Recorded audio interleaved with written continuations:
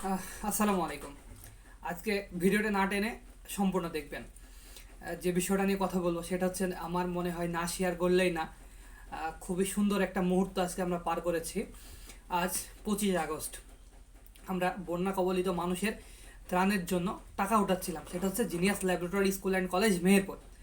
তো সেখানে আমরা যখন গেছিলাম, তো স্কুল ছুটি সময় ছিল।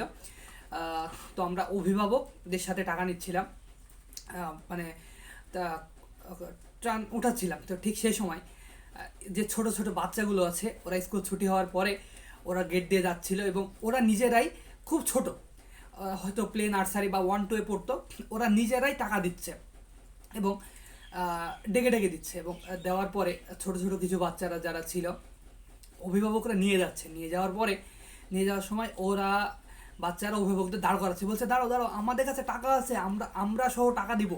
ওদের কাছে 5 টাকা হোক, একটা 10 টাকা হোক, যেটা থাকছে ওরা পকেট থেকে, মানে ওদের যে হাত খরচের টাকাটা, তারা ওরা ঠিকই মানে ও দান করছে।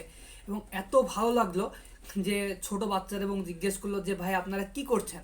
বললাম যে ভাই আমরা তো বন্যা কবলিত মানুষের, তোমরা তো জানো যে বন্যা হয়েছে, মানুষের দের ত্রাণের জন্য আমরা টাকা উঠাচ্ছি। ওরা কিছু ছোট ছোট বাচ্চারা মন খারাপ করলো, বলছে ভাইয়া আমাদের কাছে নেই, আমাদের কাছে থাকলে আমরা টাকাটা দিতাম। তাহলে ওদের মনটা কতটা উদার। মানে এই ভিডিওগুলো, মানে এই কথাগুলো শেয়ার না করলে আমি থাকতে পারছিলাম না, তা আপনাদের মধ্যে শেয়ার করলাম।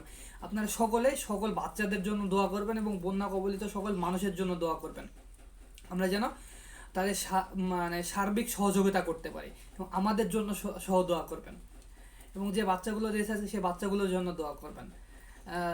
কি বলবো, এতটা ভালো লাগলো, এতটা আন্তরিক ছিল তারা। ছোট থেকে তাদের মন মানসিকতা এত সুন্দর ছিল।